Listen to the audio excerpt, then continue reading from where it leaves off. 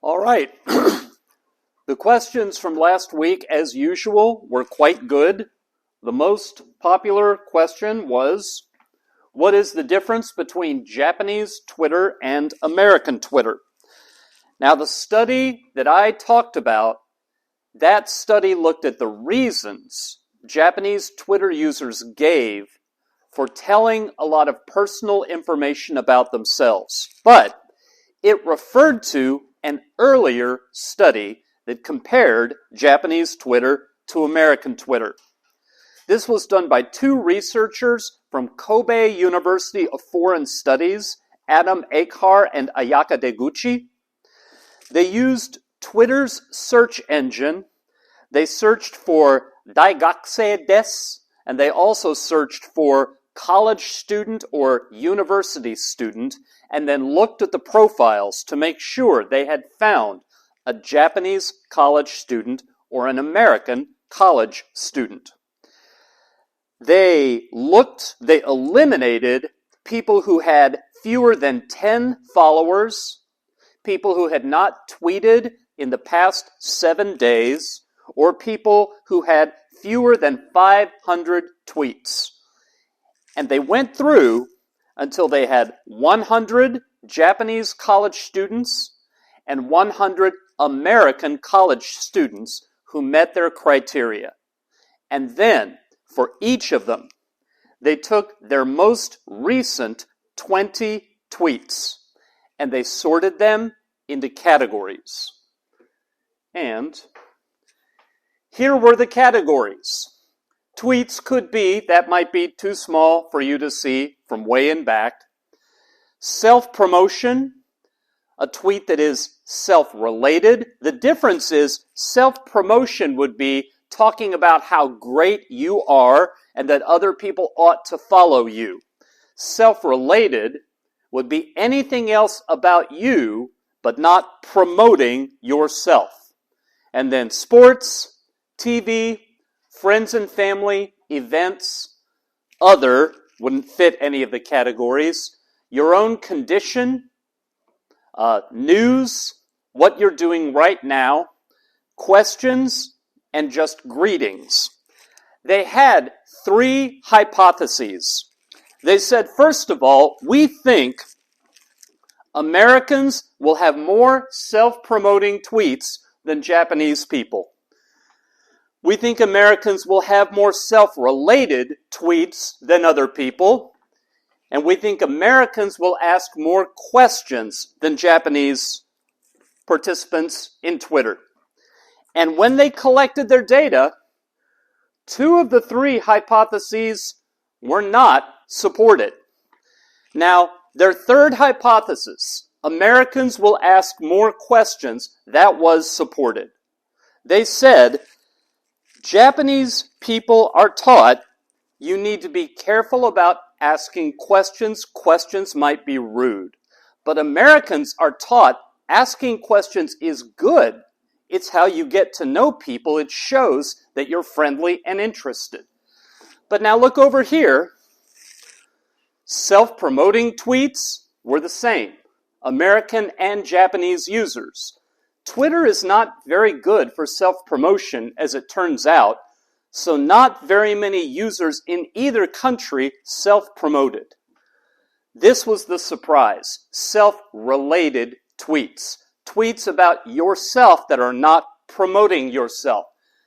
Japanese users, the dark bar, they had a lot more self-related tweets than the Americans. And as other research has found, a lot more self-related tweets than Twitter users in other Asian countries. Japanese users of Twitter, they talk about themselves a lot. They don't promote themselves, but they do talk about themselves. And the study that I cited last week interviewed users of Twitter who identified the reason they do it. It's not because it's anonymous. It's because the friendships you make on Twitter are so uncomplicated. There are no obligations, There are no duties. There is no gift giving back and forth. These are just other people talking to you, and it's simple, and they like that. So that was question 1. Question 2, which is God, independent or interdependent? That is an excellent, smart question. The YouTube video that I encouraged all of you to watch before we talked about the Trinity, they said in that video several times, God breaks our categories. This is an example. Because God, the Son, gets his identity from the Father and the Spirit. The Father gets his identity from how delighted he is in the Son and in the Spirit. The Spirit gets his identity from the Son and the Father. Does that make them interdependent? If we have one God, then no. God gets God's identity from God, which would mean God was independent. The one thing we know for sure is that God is not dependent on any human being for God's identity. There's one place in the Bible, it's, if I remember right, at the end of the 2nd chapter of the Gospel of John, where it says, Jesus did not entrust himself to any person. He would teach them, he would love them, but he did not depend on them for his identity because he knew what was in them. Multiple times in the stories, the Gospels, nearly all of his followers stopped following him. When he was arrested and crucified, all of his followers abandoned him. But in no case did that change what he did. He kept doing what he did. So we know he was not dependent on people. Was he independent? God gets God's identity from God, but the Father gets it from the Son and Spirit, and so forth. Kind of independent, kind of interdependent, kind of both. God breaks the categories. Third question. Why do Japanese people have low self-disclosure?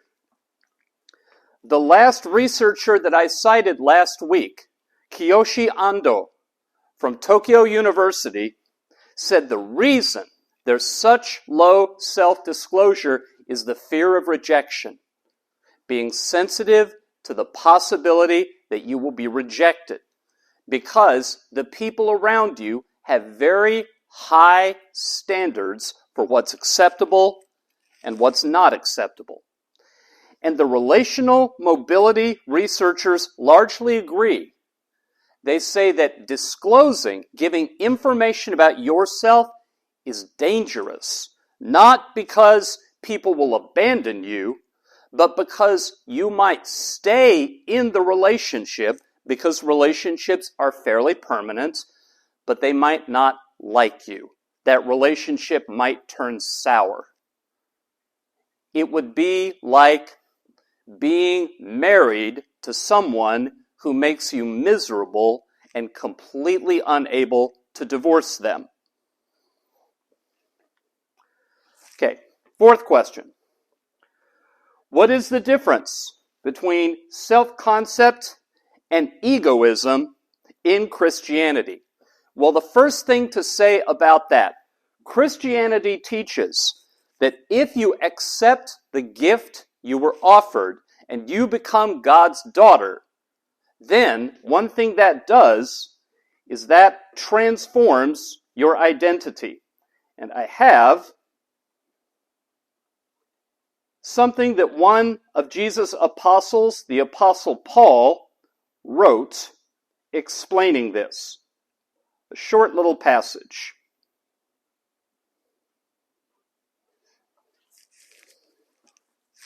しかし、あなた方はキリストをそのように学んだのではありません。ただし、本当にあなた方がキリストについて聞き、キリストにあって教えられているとすればです。真理はイエスにあるのですから。その教えとは、あなた方の以前の生活について言えば、人を欺く情欲によって腐敗していく古い人をあなた方が脱ぎ捨てること。また、あなた方が霊と心において新しくされ続け、真理に基づく義と正をもって、神にかたどり作られた新しい人を着ることでした。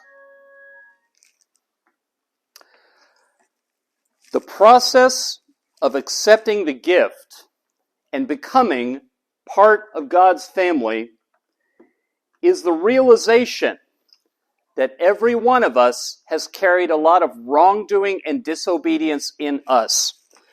There's a very widely respected Christian pastor who had been battling cancer for a long time and died over the weekend. His name is Timothy Keller. And he used to sum up Christianity by saying, "You are far more wicked than you ever understood, but far more loved than you ever dared hope. You are both at the same time."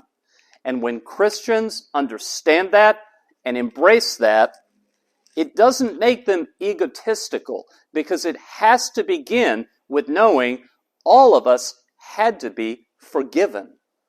All of us had terrible wickedness in us. We don't get to look down on other people.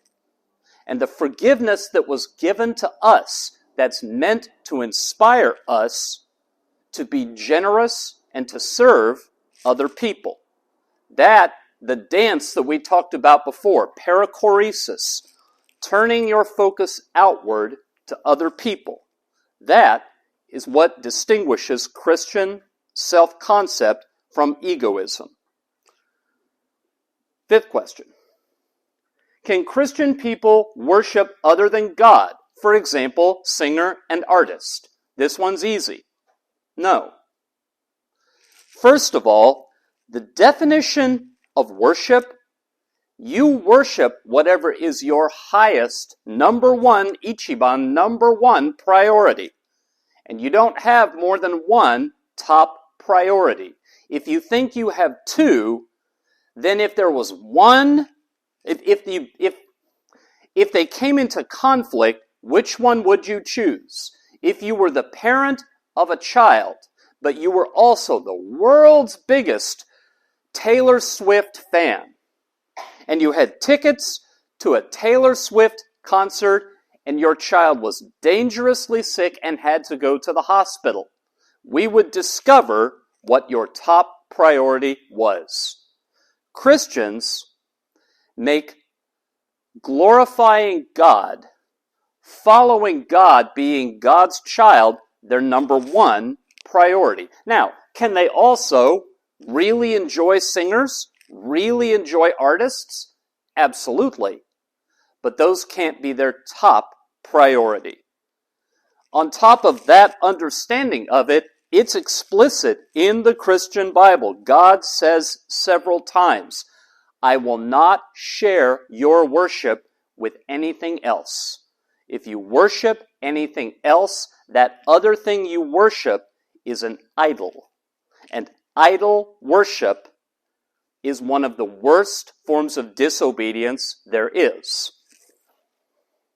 Next question. Does evangelism contribute Christian people to disclose themselves and make friends, even in the contexts of low relational mobility? The answer to that is some Christians who are still maturing, and we've talked at every class meeting, you don't become a perfect Christian the day you become a Christian. It's a process of growing. Some who are still maturing will make decisions out of fear that they will damage their relationships. What Christianity teaches is that you cannot lose God's love. God's love is permanent. God is better at loving than any of us. And once God has placed His love on any of His daughters or sons, it's permanent. And what that means is, if you lose the goodwill of your friends, of your family, you don't lose God. And God is still at work, and God will lead you to new people you can form relationships with. Does it encourage people to be bold even when they feel like they might lose a lot of their relationships? It should. And there are explicit teachings in the Bible about that. Next question. How do you think about people who worship things besides God? Can you still get along with them? Get along with? Absolutely, yes. I would say my very closest friend, the person I would call my very closest friend, doesn't believe in God at all. And we're very good friends. There is a limit to the potential to be close. Mostly, I would say that because the research says people who are very different can be attracted to each other and get along wonderfully if they agree on the big questions, right and wrong, and the meaning of life. If they agree about that, then they have the potential to be different in every other way and be very close. And the Christian Bible teaches it's a very bad idea, not actually disobedient, but unwise to marry. If you are a follower of Jesus, it's unwise to marry someone who's not. Among other things, if you have children, that can put them in a very, very difficult situation when they are still very young. One last thing to say about that. Absolutely everybody, every member of the human race is invited to also become the brother or sister of anyone who is a Christian. So, what Christians have to keep in mind is if you know someone and they seem very different from you, very unlikable, God might move in their life, and the next day they might suddenly be your sister or brother. And how you treat people, it's important to keep that in mind. You don't know what their future is. I think I have time for about one more. Are the many diplomatic characteristics of Americans and the many introverts of Japanese related to the importance of self-enhancement and self-criticism among individuals in each country? I think what this is referring to is the combination of low relational mobility and also what some intercultural researchers would call neutrality. The United States is a very affective culture, meaning Americans show emotion. Japan is a very neutral culture. Children are brought up to have the skill of hiding emotion, and generally you are socially competent if you can conceal your emotions. Americans, therefore, present as very friendly, very quick to make friends. And then the question refers to Japanese being introverted. As for the part talking about self-enhancement and self-criticism, those, I think, have more to do with the management of face, of how you are perceived by other people and you want to present a favorable image so that they will include you. Face management usually happens in situations that are uncomfortable, like when there is a disagreement. I'm teaching this same class out in Kawagoe at Tokyo International University, but they're about 3 weeks ahead of you.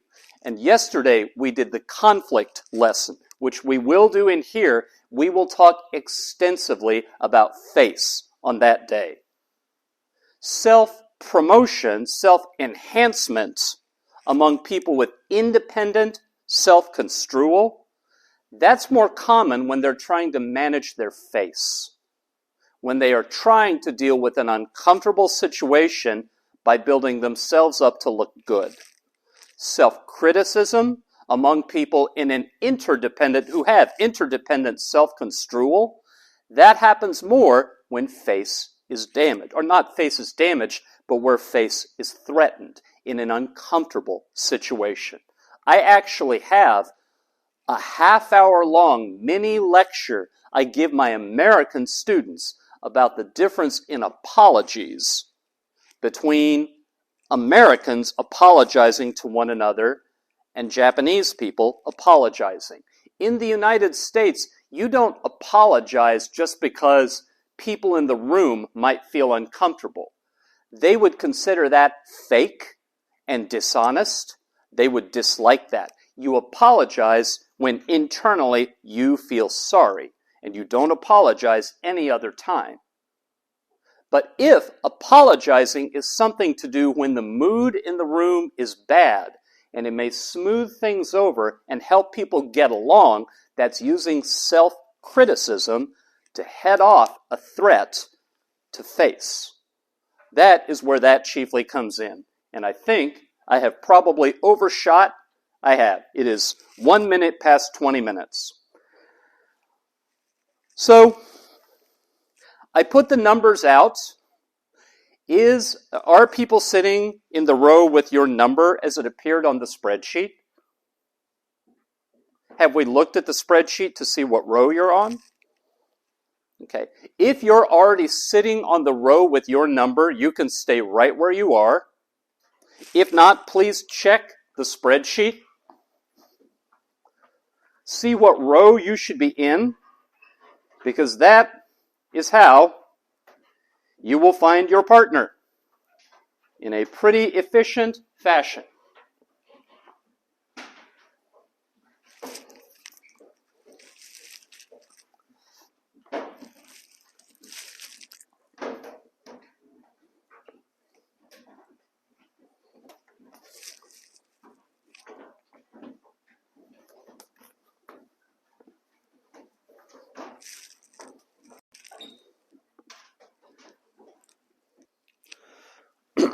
Last week, we talked about self-concept, and we talked about self-disclosure and relational mobility, which chiefly got into things like friendship. Today, we're going to talk about intimate relationships, primarily married couples and romantic partners, committed romantic partners, even if they're not married. Sometimes people say, now, wait a minute, I thought this class was communication. I didn't know this was a class in couples counseling. What's with all this about romantic partners? Two answers to that. The first answer to that is if you studied acoustics, the physics of how sound travels, you would have to consider the medium, because sound travels differently through air, through water, through building walls. And when you consider communication, you have to consider the relationship, because the relationship is the medium. Messages mean different things depending on who they're from. So when we study interpersonal communication, we consider what the relationship is in order to understand it. The second thing I would say, this class is about understanding the communication behaviors of Westerners. And every Westerner you will ever work with, they were highly influenced by the relationship between their parents. If they are married, that will be a major influence on their daily communication behavior with you. So with that in mind, this is Hiromi Taniguchi, and I will tell you a little bit about her because I think it's cool. She is a sociology professor in the United States at the University of Louisville. She did her doctorate at Princeton University, her master's degree at Tokyo Gaidai, and she went to college here, graduated from Tsuda. She's done a number of studies about relational talk In 2014, she did one about married couples, specifically Japanese married couples, and the kind of talk that they do when they feel stress. We call it in the communication field troubles talk. When things are really bothering you and you think you'll feel better if you talk about them. Now, a big driving difference is the expectations of the wife and the husband in a married couple. Whether the marriage is traditional, so he goes out and earns the living, she raises the children and keeps the house clean, or on the other hand, is the marriage equal? To where they both may have careers, they split the housework up, each one does what they're good at, they both contribute to raising the children. Her framework, the research question she asked was, is troubles talk different between traditional Japanese marriages and modern, more equal Japanese marriages? And what, as a result, is the level of satisfaction with the marriage? So, she found, first of all, that there was a difference in how women reported conversation and satisfaction and how men reported it. As far as satisfaction, women in modern equal, or egalitarian is another word meaning effectively equal, women in modern marriages, their satisfaction was low. And when she asked questions and probed to find why, she found out that a lot of women had gone into their marriage, they had talked it over with their fiancé. They and their future husband agreed, we'll split the work, we'll both have careers, we will choose to do what we're good at. And they said pressure from the community, from their in-laws, from watching television, pressure kept telling their husband, you should be earning the living, she should be staying home. And what happened was, even though they agreed to have an equal marriage, that's not how it turned out. So overwhelmingly, the wives reported their satisfaction was low. Now, in traditional marriages, wives' satisfaction tended to be higher. Their expectation that they were going to get help with the household tasks was low. They assumed they were going to have to do all the housework and raise the children. And when that turned out to be true, they thought, okay, this is what I expected. And when she questioned them about their satisfaction, they reported they were satisfied. Now the men in the egalitarian marriages, their satisfaction was higher. They found it easier to relate to their wife.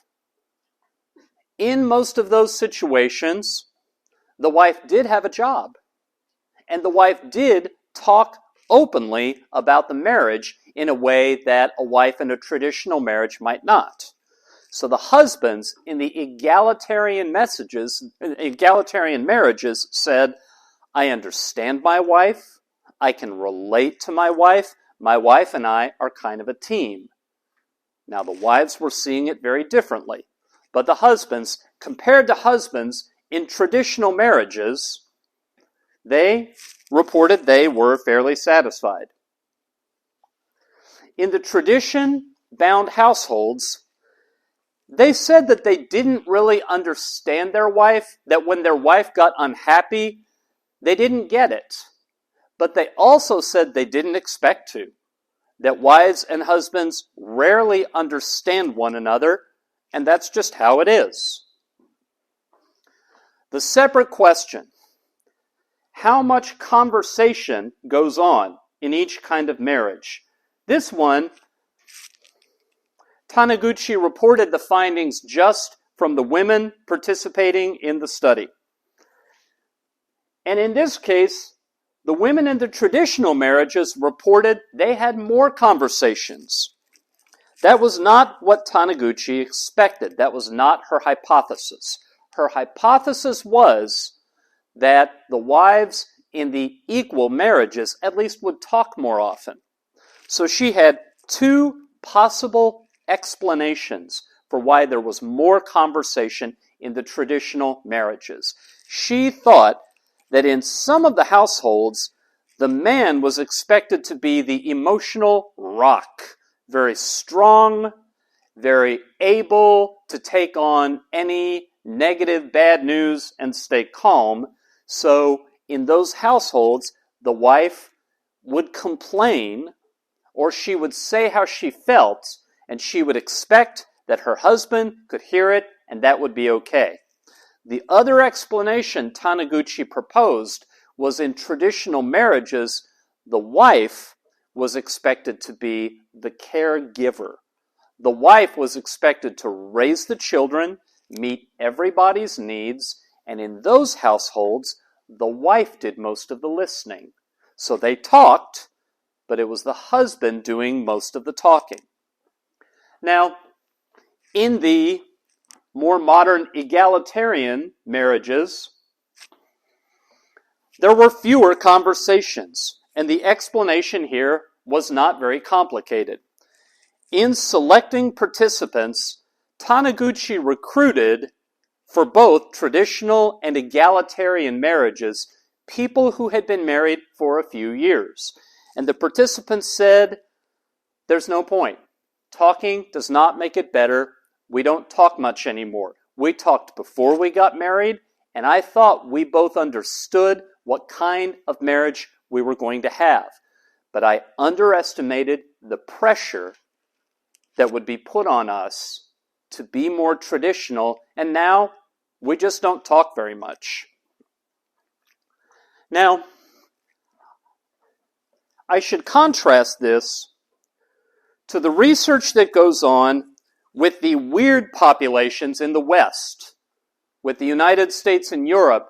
This exact same research question, a whole lot of studies have been published. What's the difference in communication patterns and satisfaction between traditional marriages with a male earning the living and a female keeping the house and raising the children? On the other hand, an equal marriage where both spouses have careers, both spouses split the housework and raise the children. What those have found in the West, equal marriages are more satisfying. The spouses have better mental health. The spouses talk out their disagreements. That research finds in traditional marriages where there is a disagreement, the husband tends to use power, tends to simply express anger, sometimes make threats, but the husband will demand his own way, and then there may be a cycle of resentment and revenge. That's very common where there are traditional marriages. In equal marriages, instead, they tend to negotiate.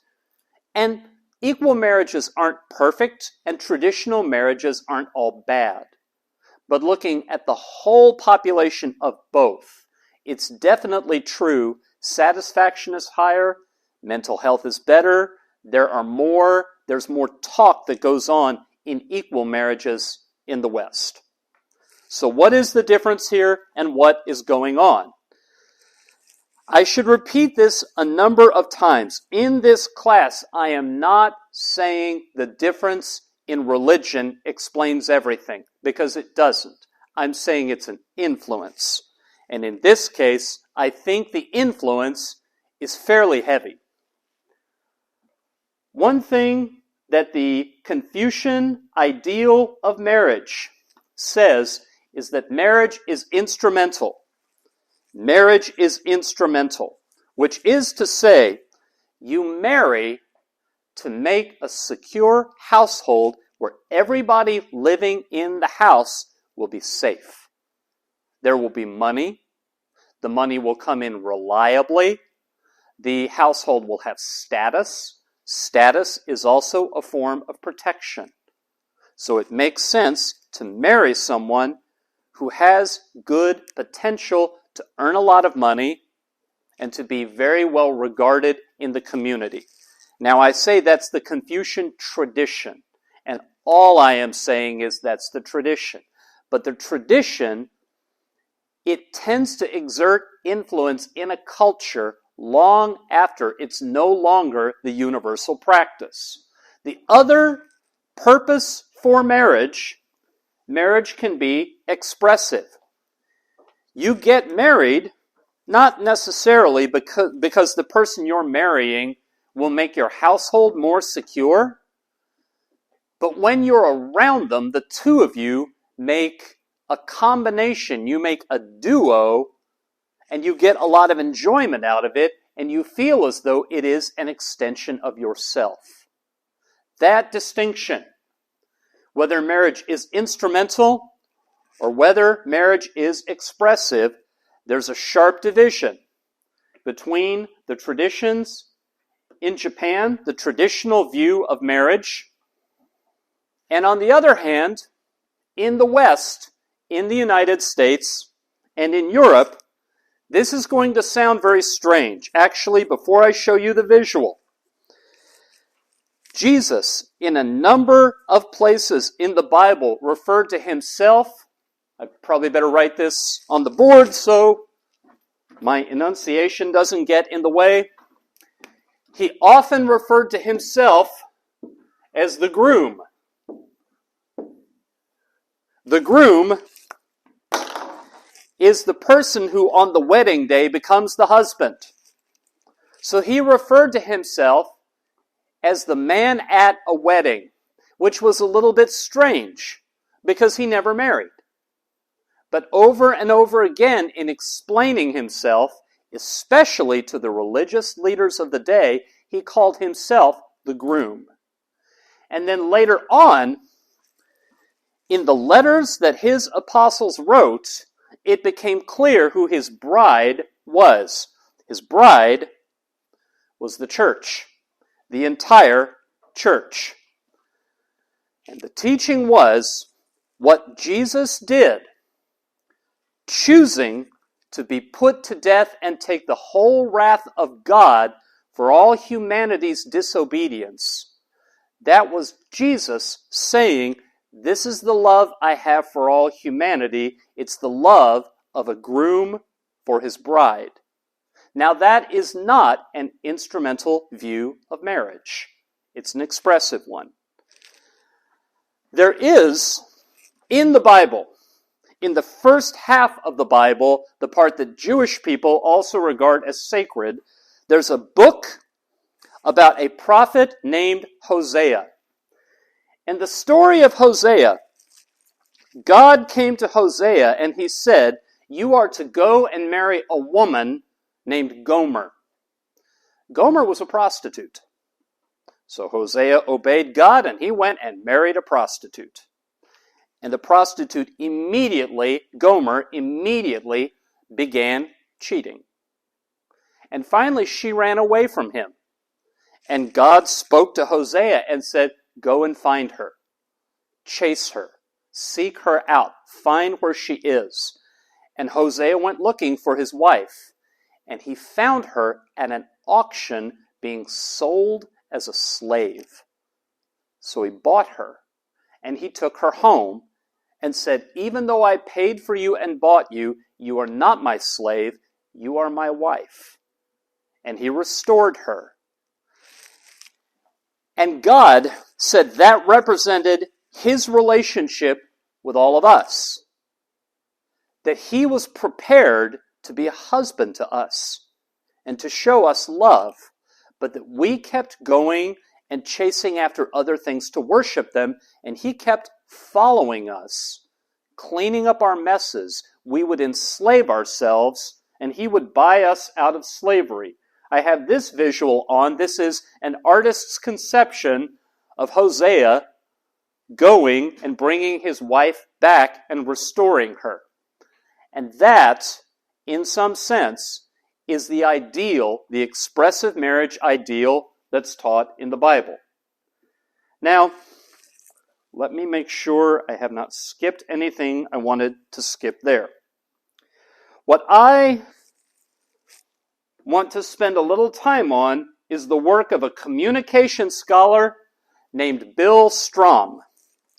Bill Strom is a professor at Trinity Western University in Langley, British Columbia.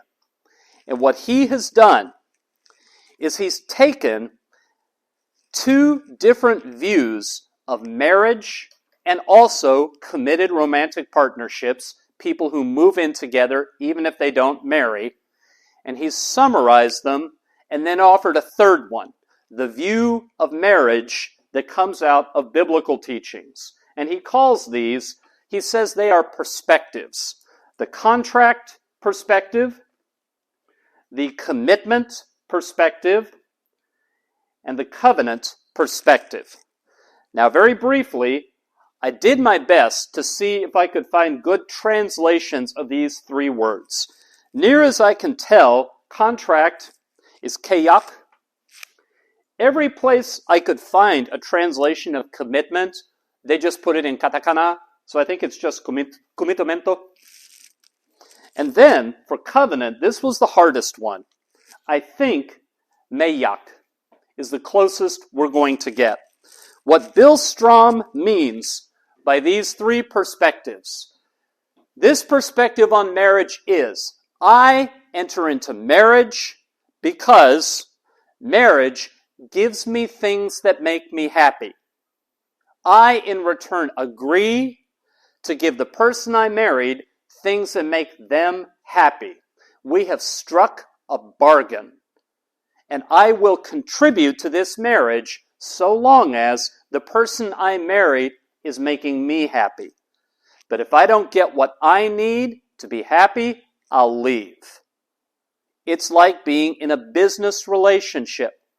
I will bring my money, I will bring my talents, but if I'm not getting a fair return from this business partnership, I'll break up the partnership and go find another partner. The commitment perspective on marriage is a little bit different. The commitment perspective is, I'm not leaving no matter what. Marriage is until death do us part. And it is possible to be good at marriage by becoming skillful. I can learn how to be a good listener. I can learn how to argue with my wife or my husband in a mature, grown-up way that protects the relationship.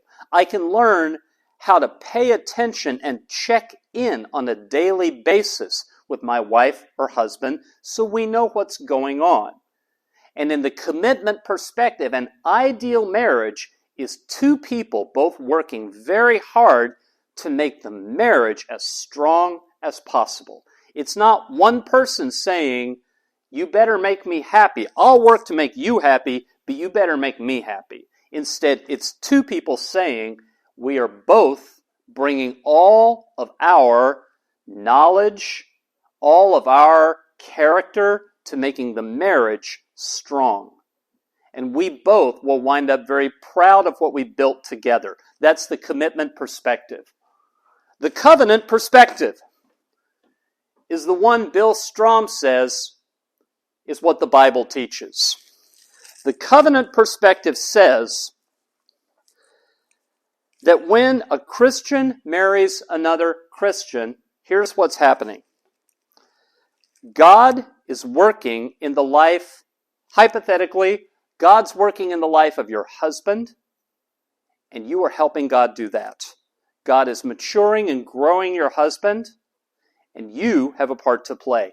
And at the exact same time, God is working in the life of the wife to grow and mature the wife, and the husband has a role to play in that. Now, In the contract perspective, if you're really not happy and you stay not happy for a while, then you should leave the marriage. This marriage is supposed to make you happy. In the commitment perspective, if it's not going well, you need to work on your skills and become more skillful, and you can make the unhappiness go away. In the covenant perspective, you should know going in.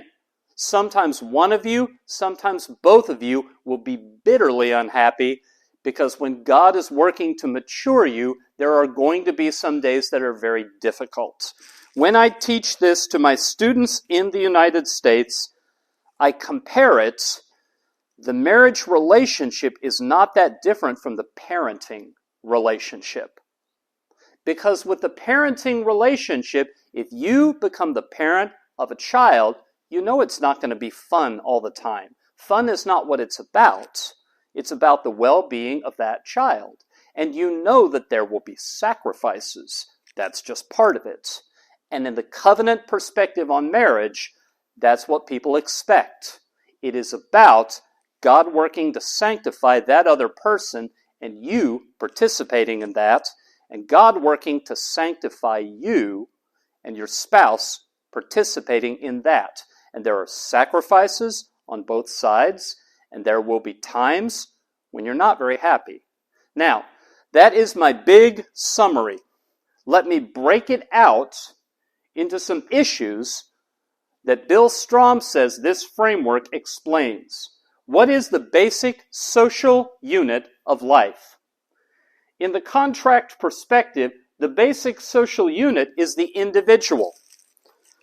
You as an individual enter into the marriage. You want to be made more secure. You want to be made more happy. You are the measure of whether the marriage is working. In the commitment perspective, the basic unit is the dyad. Dyad is a social science term for two people in relationship. So the basic unit, the two people who entered into the marriage are trying to make it strong. In the covenant perspective, the basic unit is the community. What Strom says about Christians who get married, all of them should either be active in a church or should have other married couples who are also Christians that they are in regular contact with. The covenant perspective is one married couple by themselves. They're isolated. That's not how it's supposed to be. There should be older, more mature married couples helping them with being married. There should be other married couples who are friends who are sharing with them the struggles of being married. Second, what is human nature? Under the contract perspective, human nature is rational, and the word after the slash is hedonistic. Hedonistic just means you try to maximize pleasure and you try to minimize pain. So the contract perspective says we want to be happy most of the time, and if we are unhappy, we will change what we're doing. And that, in the contract perspective, is just what human beings do. Rational just means that we calculate. How happy am I? How unhappy am I? How much do I need to change?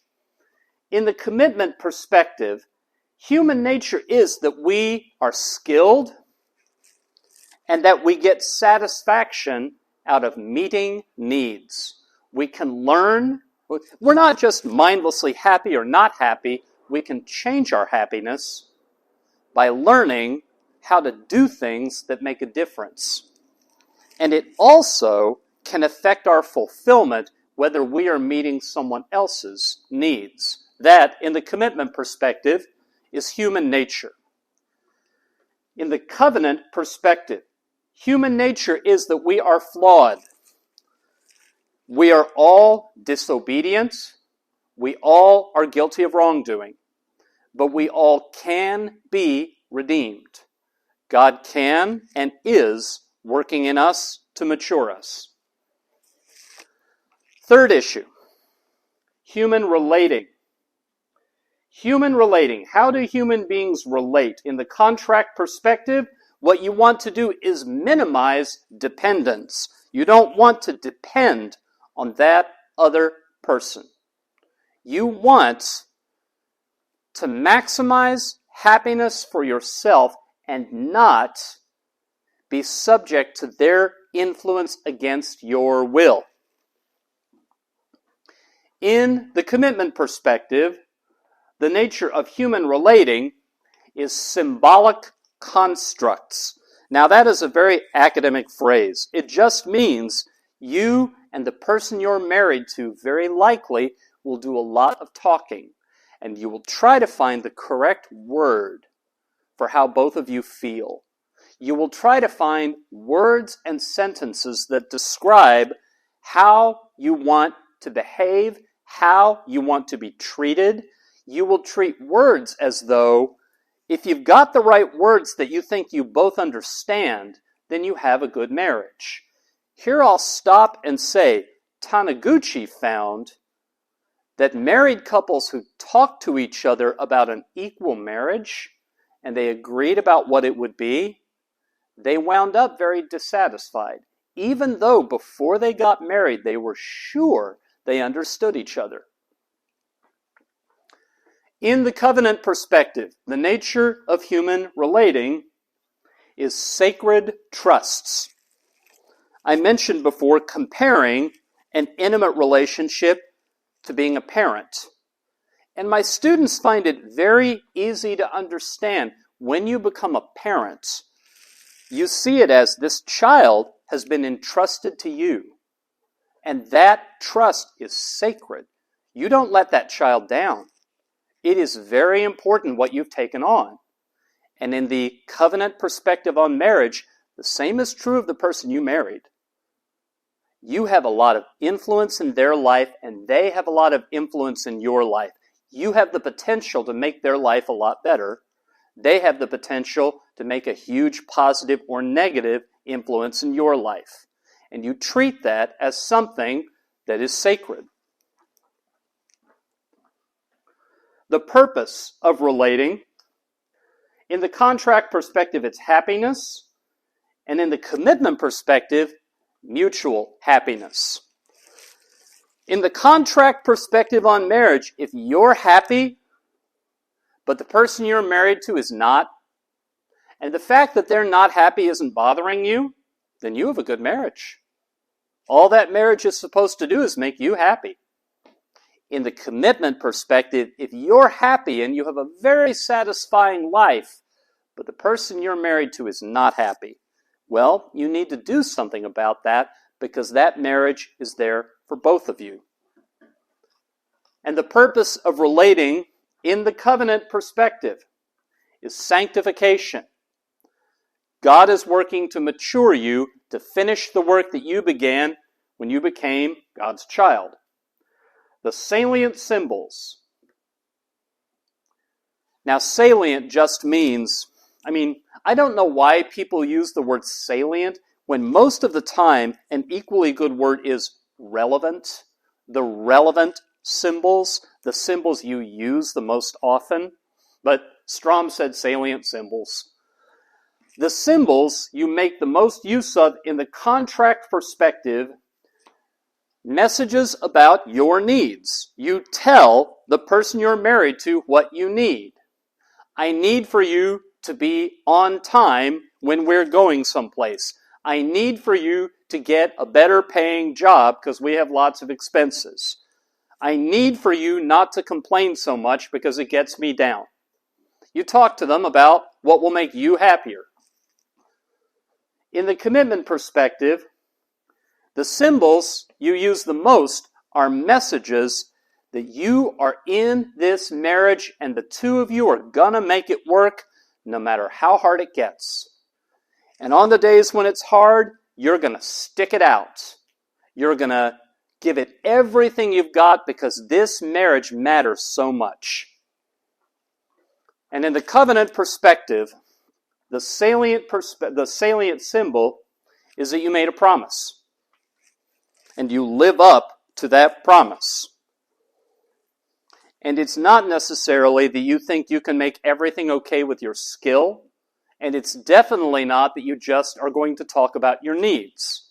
But the promise is the essence of the relationship. What causes and cures stress, according to each of these perspectives? In the contract perspective, what causes stress is when your needs are not being met. When you're married and that marriage is supposed to make you happier and you're not happy. How do you cure stress? In the contract perspective, you escalate. What does it mean to escalate? It means you make demands, you make threats, you put pressure on the person you're married to. You force your way through being unhappy. You apply force to try to make yourself happier. In the commitment perspective, the cause of stress is when you realize how different the two of you are. But the cure for stress, you just need to become more skillful. Sometimes, as in our example of equal, egalitarian marriages in Japan, you talk to each other and then you realize you and the other person don't understand each other after all because you're different. Well, all you have to do is get better at talking. And the more skillful you are, the more you can relieve that stress. In the covenant perspective, the cause of stress is sin. People are flawed. That's where stress comes from. And the cure for it is wisdom and the support of the community. So you talk to your mentors, to more mature married couples. You find out how they make it work. Where does guidance come from? In the contract perspective, guidance on how to have a happy marriage comes from your peers, other people your age who are married, and then also the media. You see movies, you see shows on TV or that you stream, and from those you get an idea what a good marriage that makes you happy is supposed to be like. In the commitment perspective, guidance comes from me.